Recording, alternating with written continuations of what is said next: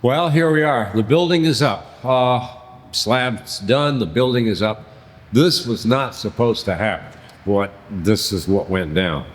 And I didn't really want to spend a lot of time with it, but I figured at the same time I'd explain to you guys what happened. There's going to be a lot of gray area that people ask the wrong questions about it, and it's confusing, you know. Let me start over again. Yeah, so here we are. I don't know, the sound is going to be kind of echoey because it's a brand new building. It just went up. It's done. Yeah. The original plan called for order it as a kit, lay it on the ground, and then YouTube video every day as we assemble the building slowly and take you through the stage of do it yourself. You know, this is how to put one of these up. All of that went out the window. And it started with a company whose name I guess we'll protect them and not tell where this particular kit came from, because we don't have permissions per se to say too much about them, although sometimes when we review things we might mention something. They're north of Georgia is where the company come out of, and we ordered the building as a kit. So before they would ship it, they said the money has to be wired to them, which was like, well, it's a big brand name in the South for, you know, this type of work. So it was like, yeah, you know, it's not really a shady deal or something. So, all right, you know what, we'll go ahead and wire the money. So wired the money for them, paid everything up front, and we're all done. So the building, the contractor that delivers this brings it to me at about 7 o'clock at night. And he drops the trailer and just says, you know, tomorrow morning we'll be back. And I said, all right. I says, you know, paid for a kit. He says, oh yeah, don't worry, we'll look after everything for you. Everything will be done. I've got 4 guys, you know, my crew here. We'll have it all in the morning. We'll get on it. It's like, okay. Then he says, well, you still owe the money for the building. What? So he left to go, him and his crew to go, I guess, put up in a hotel someplace for the night. The meantime, I'm left with this, you know, he showed me this bill that's owing that the money was never wired or they never received it or something, don't know. So overnight, I lost the whole night of sleep. I mean, I couldn't sleep all night thinking about what happened. Did I wire the money to a scam artist? You know, why? What do you mean I still owe for the building? You know, I'm not going to pay twice. So until they open, I can't find out anything. And let's face it, these are offices that don't open until 9:30 in the morning. You have to get through the phone to get to a service, you know, customer service person to discuss what's the problem. So in the meantime, I sent some email off over to the gal that had sent me the instructions for the wiring for the money. And it's like, I can't, you know, she's not responding either, but then no surprise, this is overnight and into the early morning hours. So needless to say, I lost a lot of sleep and tossed and turned all night long trying to determine whether there was what happened. And I even got up a couple times and looked at the email itself, and it looked, again, authentic. It was, the company's name was within the gal's name. I checked the bank records. It's like, you know, yeah, it was wired to that company. There's no reason for them to be asking for money. So that was bad. But anyways, in the morning, I thought we could get that settled. Well, you know what? I can't, because contractor, he can't get a hold of anybody either. So I thought this is really going to be a shenanigans until 9 or 10 o'clock in the morning before we can find out what's going on. Meantime, I get up usually get up a little bit on the early side, but that morning, because of tossing and turning all night, anyway, didn't get up until late. Got the coffee, sat down, looked out the back window, and my wife informed me they showed up about, I guess it was like 6 in the morning or something, and she said they went right to work and started putting this up. I was like, what? You know, so I was like, wow, this is crazy. So I ran outside, and the guy insisted that they're putting the building up for me. I was like, this is not what was supposed to happen. So I says, we'll deal with it. You know, it's like, I never, even when something like this happens, I try not to panic, but I finally got a hold of somebody about 9:30. Now, by that time, there's about 3.5 hours of labor done. This thing is, they've got siding up, they've got all the steel, the skeleton erected, you know, everything's leveled out, and they're driving screws. So it's like, wow, this is just not supposed to be the way it was planned. But meantime, I finally get a hold of somebody at the company. They send me a receipt for receiving the wire so I can show it to the contractor and show him that, yes, this was all paid for, you know. In the meantime, he's trying to get a hold of his the boss man so he can find out if there is a problem with putting the building up. It's a little late in the game now. I mean, you know, steel's up. So he couldn't get a hold of him. So he says, I'll deal with it later, but he says, I really don't know what your problem is because we come here, we put these up all day long. This is nothing new. We'll do a nice job for you. Everything's great. So I told him, I says, you're going to end up short at your end. I says, no, I don't want that. I will make up some cash or something and we'll cover the cost or something because you're not supposed to be in here putting this damn building up for me right now. Oh, no. And he says, my paperwork, you know, I put up. It's all right, whatever. We'll get it figured out. So about 2 in the afternoon, I guess the scheduler or the company or somebody calls from the Carolinas and chews him out, says, you're not supposed to be putting that building up. So he comes to me and cries, and I says, you know what, let's give you some cash for it. You may as well finish putting it up because more than half the building it's more than half finished at this point. In fact, by 2 o'clock, they're more into like the trim work around the windows, the doors, you know, they're finishing up the roof, that kind of thing. Like they're really on their way to getting this thing done. It's more like all the little knick-knack stuff of the trim work, which takes a lot of time. That's what they're spending their money, their time on, their time. So it's, you know, the buildings, it's pretty much up, you know.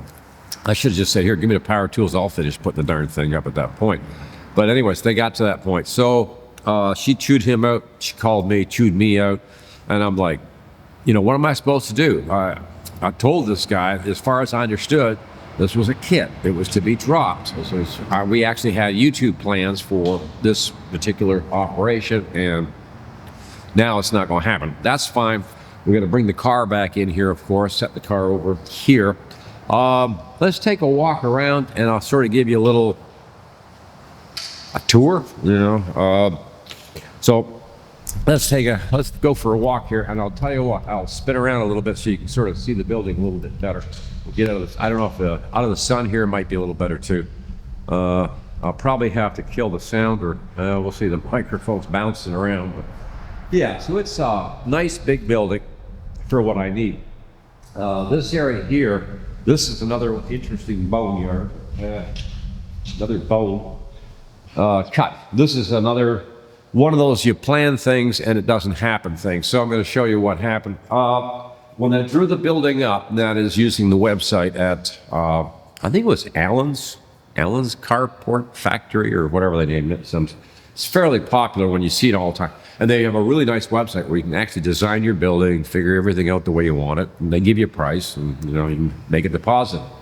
Anyway, right here, from here, that was supposed to be 4 feet, so that my workbench, which is 4 feet, can go right in that corner because that will be where all the solar racks will be for the charging system, the control, charge controller, all the solar panel control, all of it would be right there. And that would feed from there into the different lines and electrical lines that I'll run out around the building to have outlets, also 220 for my compressor. And also for the welders, you know, that sort of thing. So I really like using 220 when I can for my tools. So turns out it's wrong. Yeah, it's not wrong in terms of anything that they did wrong. It was just, sometimes you forget that if you take the channel into account, which is 2.5 inches, and you've got another channel over here, actually it's 4 feet on the outside. Yeah, so they kind of beat you on that, and that's kind of a bad mistake on I guess my part, on their part. So I'm 5 inches off from the 4 feet I wanted there. Yeah, not happy about that, but we'll figure out a way to live with it. You know, obviously, I guess I can turn the workbench the other way and put the panels up the way I want to. It's just going to have to be a little different layout because things aren't right. Same thing happened back here with the size of the building. Across this way, it's supposed to be 24 feet. Well, it is on the outside of the building. The actual interior, usable for me, part inside the building, again, loses 5 inches because of the square tubing is included in that 24-foot dimension. The 35 feet long, again, same thing. You lose 5 inches off the total length. And I had, I guess you could say, sat on a computer with a tape measure. I had planned all this out as to what size and the way everything would lay out. And everything is 5 inches off. Yeah, it's like, yeah. It's like, can't do anything about it. You know, it was like, I never took into account that I was going to lose these dimensions to the square tubing that lays these buildings up. Also, the roof thing, a lot of times they come up with a standard like an 8-foot leg or something, and that's really the wall height. And last time I did one of these, not too far from here, my biggest complaint was these, see these angles, these, I guess, well, they're not 45, but these reinforced angles along here that help to support the roof and everything, they tie into that roof, they tie in. The height of those, where they connect, if they're too low, they get in your face, they become a bit of a problem, especially if you're trying to lay up, you know, walls with tools on them, shelving, that sort of thing. So I went to 10 foot. Yep, 10 foot. And looking at it now, I could have gone to 11. Yeah, you know, wow. Now, so that was a problem. Now, we've got one mistake in the whole building right now, besides those little 5 inches here and there that, like I say, well, you can deal with it. I can live with it. It's just I have to change my layout a little bit. But one screw is leaking water. Yeah, one screw. And it's right up here. And in fact, I'm not even sure which screw it is right now, but it started to rain here yesterday, and we got a puddle of water here on the floor. So it was like, yep. And I looked up and it's like, yeah, you can see the one screw where the water's coming through. So I'll have to get up there and check that and see what I have to do. Maybe put a little silicone, you know, around the screw or something and stick the screw back in, something like that. Don't know what's going on with that. Otherwise, pretty darn happy with the layout. And this is a really, in some way, some people might come and look at this thing and say, this is a really strange layout, but wall space is a big premium for me. It's what I want. Not windows, I need wall space, but also do need some windows for light, just to bring, you know, light into the building. So what I did here was I put the door back here, and there's a couple of reasons. The land out there is on an angle, so this actually brings the dirt up fairly close to the door where I can put a small step up and I can walk in and out of the building. So it's better to have it back here. But I also want some windows on the side, but I don't really want the windows just anywhere because, again, I want wall space, not windows. So putting the windows on either side of the door gives it a really interesting look on the outside. It looks like, you know, you're walking up to like a little, you know, house or something kind of look, and it was kind of cool. So it's like, you know what, that works beautifully. Also on this wall, I'll turn around, and you can see all of this wall here is all real estate for me, for tooling, for workbenches, that kind of thing. And then down the end, I put one window in, and again, just to bring some ambient light into the building. I'm not trying to make the building really dark or something, but at the same time, windows are just not something I'm really fussy about, but you sort of need them, you know, yeah, you know. And over here, same thing. This is designed so that I have all this corner space here, plus this long wall, that long wall. I don't want two doors anymore. I had two doors in the last big garage I put up. And tell you the truth, you lose that whole end of the building, and you really don't get the space you actually want. You sort of lose everything. So this way, it's a 10-foot door. I could bring the car will be in here, the project car, and it'll be over here up against this wall. We'll probably put the car on dollies, and that way we can move the car around as we need to. But we'll tuck it up into the corner over here. It'll be out of the way. It'll leave lots of space for the rest of the area. And in fact, this back corner right here, I'm planning on putting the 3D printing in. I'm planning on putting the solar in this corner, and in this corner way over here by the door. All this area here, this is going to be for reviewing tools, YouTube videos, you know, that sort of thing.